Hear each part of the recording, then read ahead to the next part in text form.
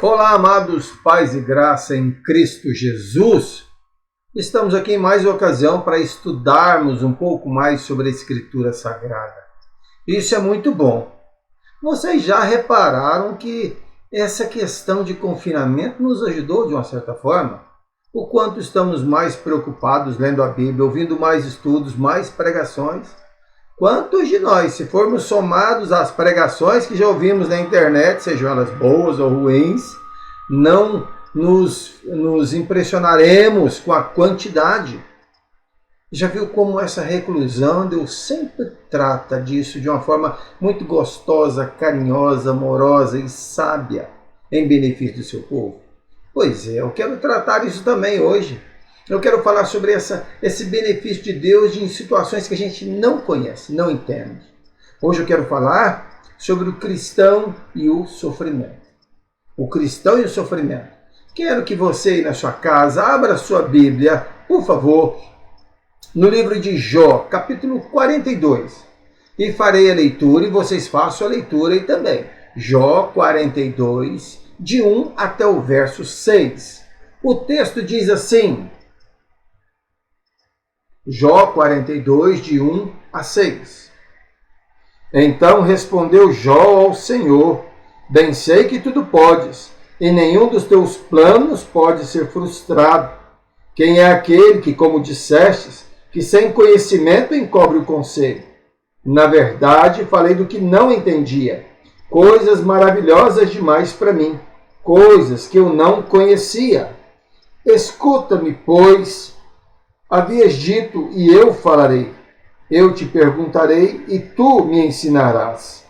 Eu te conhecia só de ouvir falar, mas agora os meus olhos te veem.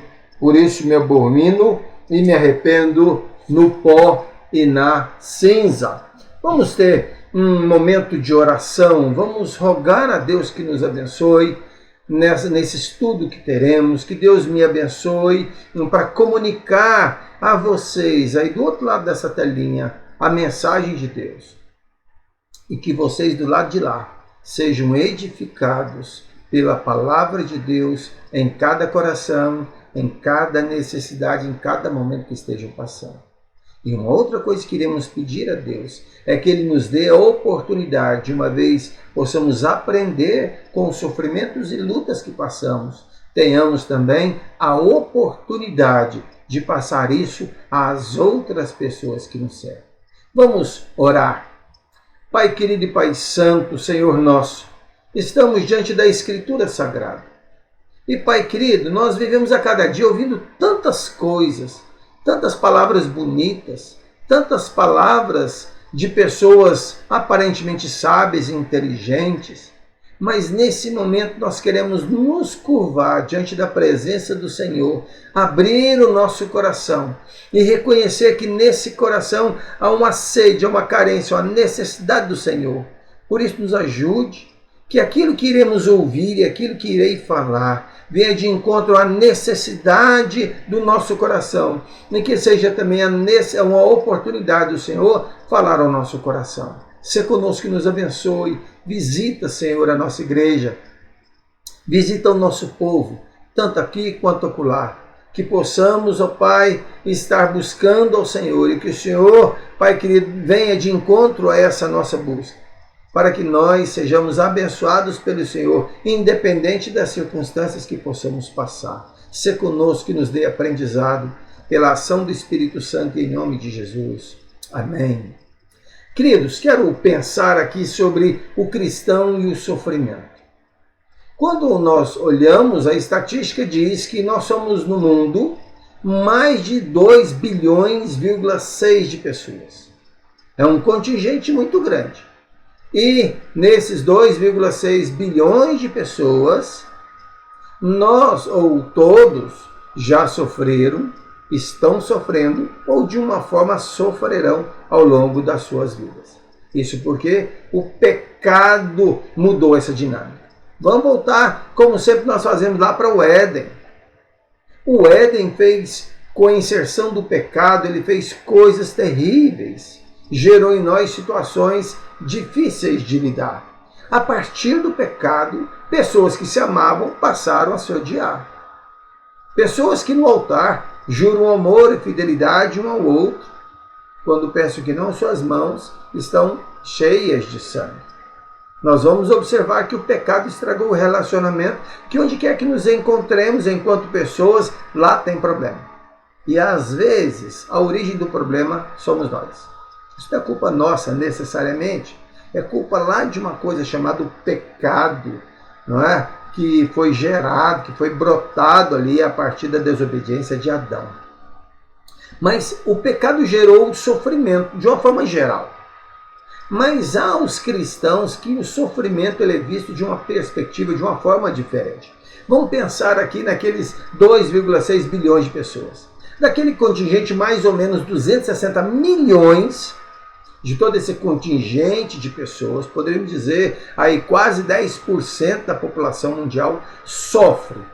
Não como consequência das suas falhas, dos seus erros, mas sofrem porque são cristãos. Só pelo fato de se denominarem cristãos, servos de Deus, seguidores da cruz de Cristo, seguidores do Cristo da cruz, nós já sofremos perseguição. E isso em todo o planeta. O que nós vamos perceber que tudo isso há um preço, há algo a ser pago, há algo a dar e receber. O sofrimento do cristão vai dar isso, vai dar essa noção, vai dar essa dinâmica, vai nos mostrar isso também. Vamos pensar aqui, quando nós falamos de cristãos, vamos olhar na história.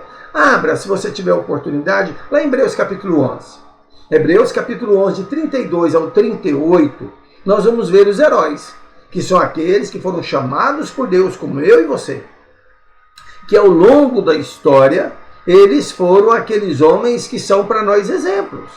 Foram homens que subjugaram reinos, praticaram a justiça, obtiveram promessas, fecharam a boca de leões, lembra lá de Daniel, né? Extinguiram a violência do fogo, fizeram-se poderosos em guerra, puseram em fugas exércitos muito maiores que eles. Esses homens também são mencionados, e assim como muitos outros heróis de Hebreus, capítulo 11, vai falar que esses heróis também, muitos deles, foram torturados, sofreram escárnios, algemas, açoites, prisões, foram apedrejados, cerrados ao meio, mortos ao fio da espada, andaram peregrinos, necessitados e afligidos. E de tudo isso o texto diz que eles foram maltratados. Esse é o sofrimento diferenciado do sofrimento das demais pessoas. Esse é o sofrimento que está direcionado, voltado para mim, para você como cristão. Como nós devemos ver o sofrimento. Jesus vai nos ensinar lá em João 16, 33, que no mundo nós seremos afligidos, aprisionados ou pressionados. Nós seremos prensados pelas dificuldades e pelas lutas. E Jesus fala que no mundo passais por aflição ou por sofrimento, mas tem de bom ânimo. Ele está dizendo, renove-se as suas forças. Quando nós olhamos, Jesus está falando isso porque ele sabia o que era padecer. Hebreus vai dizer que ele era o nosso sumo sacerdote que tinha experiência, ou já experimentava o sofrimento.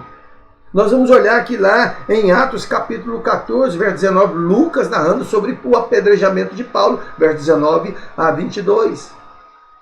Então olha como nós somos um povo escolhido por Deus, mas o próprio povo escolhido está sendo orientado, que o sofrimento, no mundo ele tem uma dinâmica, mas para o povo de Deus ele tem uma dinâmica objetivada, tem uma visão diferenciada. E quando nós olhamos um pouquinho, Paulo, em 2 Timóteo 3,12, vai nos ensinar que todo aquele que quer viver piedosamente em Cristo Jesus serão perseguidos. Paulo está dizendo isso, Paulo está nos mostrando isso. Pedro, lá no capítulo 4 de 1 Pedro, verso 12, nos ensina que é o seguinte: amados, não estranheis o fogo ardente que surge no meio de vós como se algo extraordinário estivesse acontecendo. Olha como Paulo e Pedro tratam no sofrimento aqui. Pedro, lá no capítulo 5, a partir do verso 5, ele vai falar, e lá no verso 10 e 11, ele fecha dizendo que o nosso sofrimento tem um fim, Deus, que é o afifofu, né, um propósito de aperfeiçoar, afirmar, fortificar e fundamentar aquilo que nós somos, ou fundamentar a nossa fé. Quando nós aprendemos da questão do sofrimento, nós lemos um texto que fala de Jó. O que nós podemos aprender em relação ao sofrimento com Jó? Jó, 1400, 1500 anos antes de Cristo. Então, no Grande Oriente, ele era o cara. Ele era o homem mais sábio. Reis, imperadores iam buscar conhecimento em Jó. Jó era um homem sábio, prudente, temente, um homem que dava um bom testemunho. O próprio Deus disse isso. Mas lembre-se que tanto no capítulo 1 quanto no capítulo 2, esse próprio Deus que conhece Jó e deu testemunho de Jó, ele permitiu para que Jó sofresse, ou permitiu com que Satanás, que aqui ele é um instrumento de Deus, para afligir, perseguir e gerar e causar sofrimento na vida de Jó, Deus tinha um propósito. Qual era o propósito do sofrimento na vida de Jó que seja diferente do propósito de Deus para minha vida e a sua vida quando o assunto é sofrimento? Todos nós sofremos. E sofremos de diversas formas. Sofremos pela dor causada, sofremos pela dor no outro que amamos. Sofremos pela incapacidade, pela impotência. Sofremos pelas cobranças, sejam nossas em relação a nós mesmos ou dos outros. Sofremos porque não somos entendidos, sofremos porque somos discriminados. Sofremos porque a nossa vida é frustrada e isso gera em nós uma dor. Sofremos de diversas formas, tanto no aspecto físico, social, emocional, enfim. Sofremos de todas as formas. Hoje sofremos com o tal do isolamento, mas é um sofrimento. Todo sofrimento, tudo que nós passamos, seja coisa boa ou desagradável, Deus quer que possamos aprender, tirar ensinamentos dali. Quando olhamos para Jó, no capítulo 42, ali de 1 a 6, Jó tem quatro lições para nós, que eu preciso tomar e colocar aqui na minha cuca, na sua, o que Deus quer me ensinar com o sofrimento. O primeiro é que Jó vai falar ali no verso 2, falar sobre a onipotência de Deus. Ele diz lá no verso 2, parte A, eu bem sei que tudo podes. Isso é onipotência, é um atributo de Deus. A onipotência diz respeito à capacidade de Deus em fazer todas as coisas. E ao mesmo tempo mostrar que Deus é incapaz de não fazer qualquer coisa. Deus é aquele que está sobre todos, age em todos e por meio de todos. Deus é aquele todo-poderoso. É Ele que tem poder para tudo. E quando ele conversa com Abraão, falando sobre o nascimento de Isaac em relação a Sara já estava avançada de dias, não é? E quando ele fala sobre a gestação de Sara, ela ri e naquela risada gera alguma coisa e Abraão vai conversar com ele e lá em Gênesis 18:14 Deus vai perguntar para Abraão, acaso para o Senhor a coisa demasiadamente difícil, Abraão? Então olha como Jó está já conhecendo, mas Jó deixa transparecer no começo da sua fala, depois que Deus conversa com ele, lá do capítulo 38 ao verso 41, quando Deus conversa com ele no redemoinho. E pergunta tantas coisas. Jó então está nos ensinando aqui sobre a onipotência de Deus. Eu preciso no sofrimento, no seu sofrimento, nós precisamos ver um Deus que está com poder sobre tudo isso. Poder para quê? Poder para tudo. Para cessar o sofrimento, como para manter o sofrimento. Ele tem poder de conhecimento para saber até onde o sofrimento vai e até onde o sofrimento não vai. Ele é onipotente porque ele tem poder de transformar situações. Jó estava justamente entendendo isso. Jó estava mostrando que nós precisamos ver no sofrimento não um Deus impotente, que o pecado geralmente faz isso com a gente. Ele tira de nós essa capacidade de ver Deus como Deus é. O pecado tira de nós essa compreensão do Todo-Poderoso. Deus é o Todo-Poderoso. E quando nós olhamos aqui, é isso que Jó quer nos ensinar ali. Observe que ele é onipotente, ele tem poder para todas as coisas, inclusive dar autorização para quem quer nos fazer sofrer, como foi o caso do diabo. Ele estava na presença de Deus. Ele é o nosso acusador, e ali no capítulo 1 e capítulo 2, no comecinho dos capítulos, nós vamos perceber isso. A onipotência de Deus está ali presente quando Deus está no domínio de todas as coisas. Deus está no domínio de nossa vida, de nossa existência, dos nossos problemas. E Deus domina sobre o que é físico, material, mas também sobre o que é espiritual. Poderes espirituais estão debaixo do poder de Deus. Jó vai nos ensinar isso, que nós estamos debaixo da onipotência de Deus. Outra lição poderosa, forte, não necessariamente liçãozinha, mas outra lição que eu e você precisamos aprender sobre o nosso sofrimento. Ou o sofrimento dos nossos irmãos que estão sofrendo lá longe. É porque Deus governa através de um plano. Deus não está brincando com a nossa vida, como pega um dado, eu vou olhar para a vida do fulano, e vamos ver, se der números pares vai ser assim, se der números ímpares vai ser de uma forma diferente, e joga os dados. Não. Deus não é aquele que brinca com o acaso, nem com o ocaso, em relação a mim, a sua vida, a sua dor, a minha dor, o meu sofrimento e o seu. Mas Jó vai mostrar e viveu e está nos ensinando que o sofrimento, o meu e o seu sofrimento, além de fazer parte da soberania de um Deus que é poderoso para fazer tudo em todos, Deus é também um Deus que é poderoso, mas que ele tem tudo planejado. Olha que coisa boa isso de você aprender. Olhe para você e veja o seu momento. Já viu aquele momento que você estava orando e fala: Deus, até quando que eu vou sofrer? Até quando o Senhor não está vendo meu sofrimento? Já fez essa oração? Eu já fiz. Acredito que todo mundo já fez essa oração. Mas observe que aqui, nesse momento, aqui o que nós olhamos é Jó nos ensinando que por mais que o nosso coração, que é pecador, que é limitado, não consiga entender, Jó está trabalhando o meu e seu coração. Jó está falando para mim e para você: fica tranquilo, Deus tem um plano. Deus tem um plano. Vitorino Silva, um cantor lá da década de 70, né? Ele cantava que Deus tem um plano para cada criatura. Veja esse Deus poderoso, que está administrando o problema que você está passando de uma forma muito pessoal, particularizada. O outro do seu lado pode passar pelo mesmo problema, mas Deus tem um plano separado para ele. O que você sofre é diferente do que ele sofre. O que ele sofre é diferente da forma como você sofre. Mas em todos os sofrimentos, Deus tem um plano específico, próprio, diferenciado.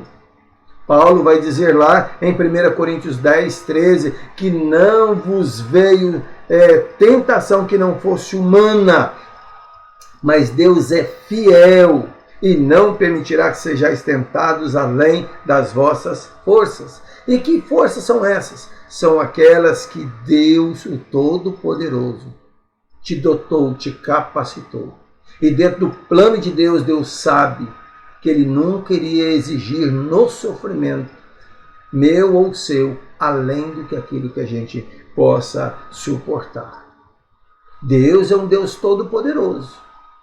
Está no domínio de todas as coisas. Mas não é por isso que Ele é irresponsável e desorganizado.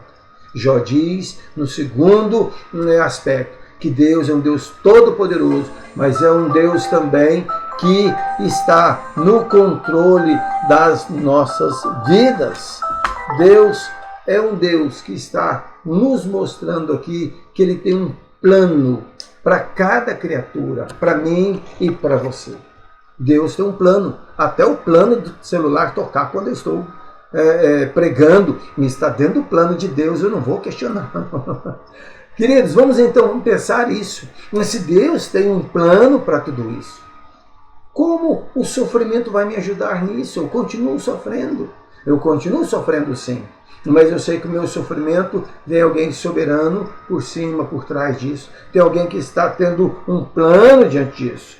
Então, uma outra lição que temos que aprender, a terceira lição, que o sofrimento me dá a oportunidade de conhecer a Deus melhor. Dá a oportunidade a mim e a você conhecermos a Deus de uma forma melhor. Ele vai dizer lá, eu te conhecia só de ouvir falar, mas agora os meus olhos te veem. O que ele está dizendo que agora os meus olhos te veem? Bom, ele consegue ver a Deus, a Bíblia diz que ninguém jamais viu a Deus. Mas ele está dizendo aqui que a experiência que ele passou, que o sofrimento que ele passou, que a oportunidade que ele teve de se aproximar com o conhecimento de Deus, deu a ele a possibilidade, a capacidade de enxergar Deus, de ver Deus de uma forma que ele nunca veria. Sabe por quê, meus irmãos? O sofrimento na vida de Jó, na minha e na sua vida, vai nos quebrar. Passar por aflição, quando Jesus falou em Mateus, a aflição era o moedor de azeitona para produzir o azeite. A aflição é nos quebrar. A luta, a dificuldade, o sofrimento tem isso de quebrar. Quebrar o que em nós? Quebrar a arrogância, o orgulho, o preconceito, quebrar o nosso eu, a autossuficiência, quebrar tudo isso. E gerar em quê? Dependência. Os sofrimentos vão nos esfoliar, assim como fez com Jó, vai lixar, tirar a casca grossa, tirar a parte que incomoda o relacionamento com Deus. O que nós vamos observar é que somente assim é que nós vamos ter um conhecimento de Deus. Só quando o sofrimento moldar, nos quebrar de novo e nos dar a oportunidade de nos tornarmos mais um barro, mais maleável, mais acessível, mais manipulável por Deus. O pecado nos endureceu o coração. Ezequiel diz que o nosso coração é como um coração de pedra, e Deus iria trocar um coração de pedra para um coração de carne. Sofrimento é como se ele quebrasse, ele está esmiuçando a pedra. Que pedra é essa? É o meu coração, é o seu. Então, quando nós olhamos nessa terceira lição, é que o sofrimento nos dá a oportunidade de conhecer melhor a Deus. Não ver só aquele Deus distante, aquele Deus longe, aquele Deus que não se preocupa. Mas o sofrimento vai me dar a oportunidade de ver um Deus soberano na minha vida, mostrando com o sofrimento de que eu não sou ninguém, você não é ninguém, nós não somos nada. E Ele está dando-nos uma oportunidade, mesmo que pela dor, de abrir um diálogo real com Ele. Ele está nos chamando para um bate-papo. É isso que o sofrimento está me dando e dando a mim e a você. Cada gemido nosso é uma oportunidade que eu me lembro de que como a dor e o sofrimento vem me fragilizar. Quando nós temos dinheiro, temos poder, estamos felizes e alegres, nós nos sentimos os tais. Mas basta vir uma dor de cabeça, uma dor de barriga. Pega a dor de barriga sem querer ser inconveniente. Esteja no melhor lugar do mundo, na melhor festa do mundo. Ou seja, você lá, o enaltecido, né? Parabenizado, centro das atenções. O que você faz quando te dá uma mera dor de barriga? Você sai do pedestal, sai daquele momento e vai para suprir uma necessidade física. Sofrimento físico te fez mudar, mudou a perspectiva, mudou o foco, porque a dor está fazendo um alarme, batendo no sininho ali. Então o sofrimento vai me me permitir enxergar um Deus que é todo poderoso. O sofrimento vai me dar a oportunidade de ver que a minha vida está dentro de um plano soberano de Deus. O sofrimento vai me mostrar, me dar a oportunidade de ter uma intimidade com Deus e conhecê-lo de fato. A quarta lição que temos nisso é que os sofrimentos me dão a oportunidade de conhecer ou de entender a minha pequenez. Verso 6, por isso me abomino e me arrependo no pó e na cinza. A ideia do abominar é por isso eu me rejeito, eu me desprezo. E eu me arrependo, eu me abomino e me arrependo. Ou eu olho para mim, eu me arrependo, eu sei que eu fui insensato naquilo que eu havia feito. As minhas ações não foram ações coerentes. E vai dizer que é no pó e na cinza. O pó dá a ideia aqui do chão, é entulho, é algo que é rejeitado. E cinza é o que sobra depois que o fogo consome, depois que o fogo purifica. É isso que ele está dizendo. Quando ele coloca terra e cinza, ele está se colocando no lugar em que ele realmente deveria se ver. Junto de algo que é entulho, junto de algo que é nada depois que o fogo passou. Depois que a prova passou, ele não é nada. É isso que ele está nos ensinando. É isso que Deus permitiu com que o sofrimento de Jó nos ensinasse. Deus permitiu que o sofrimento daquele homem, que Deus deu testemunho, homem fiel, temente a Deus, que não desvie seu coração do mal.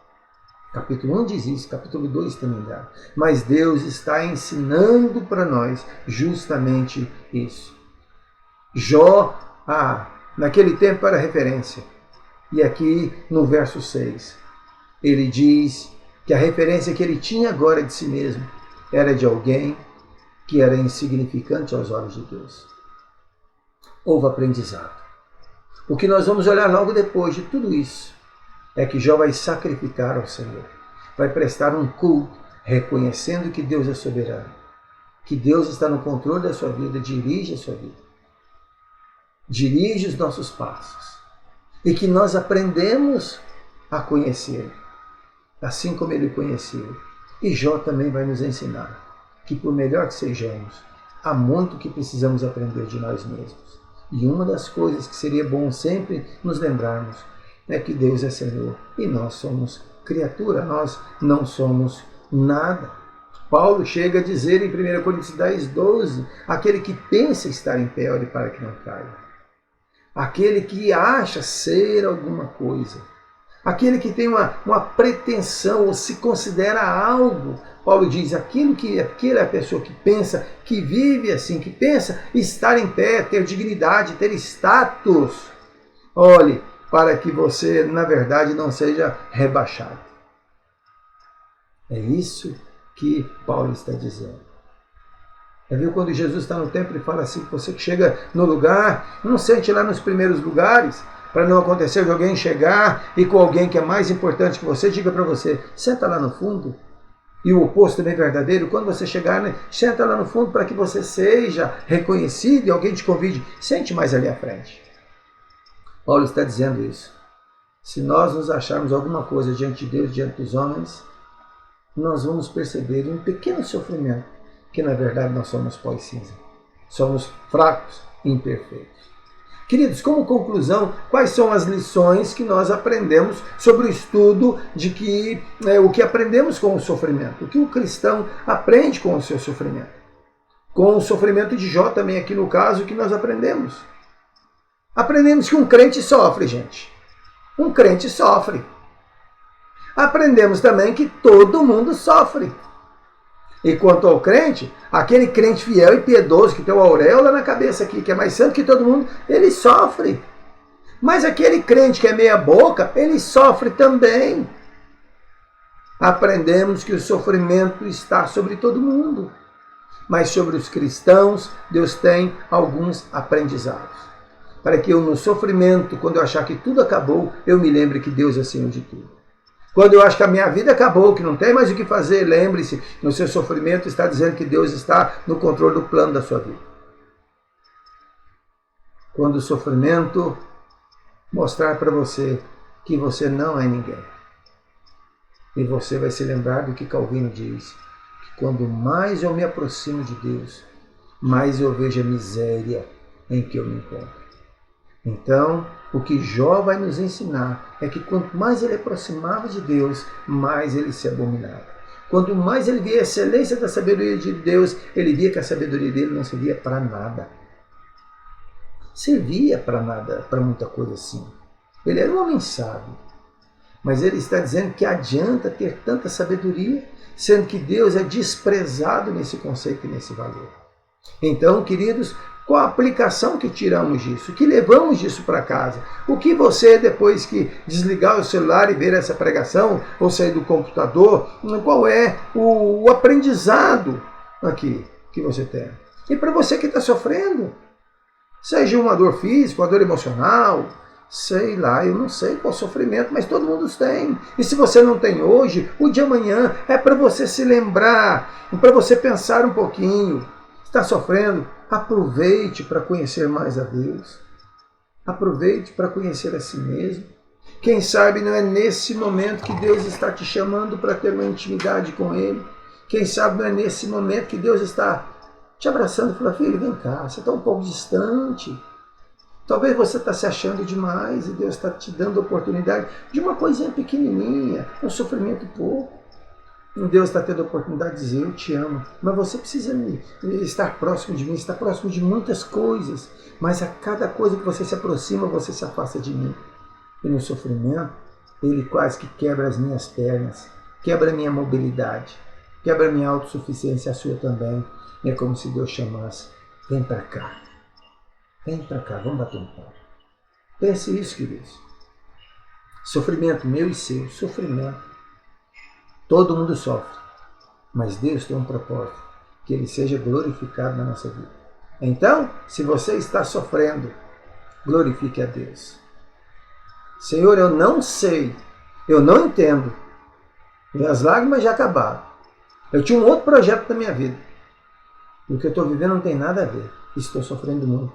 Mas eu quero crer e quero rogar ao Senhor, pela ação do Espírito Santo, me ensine a ver o Senhor por cima de tudo isso.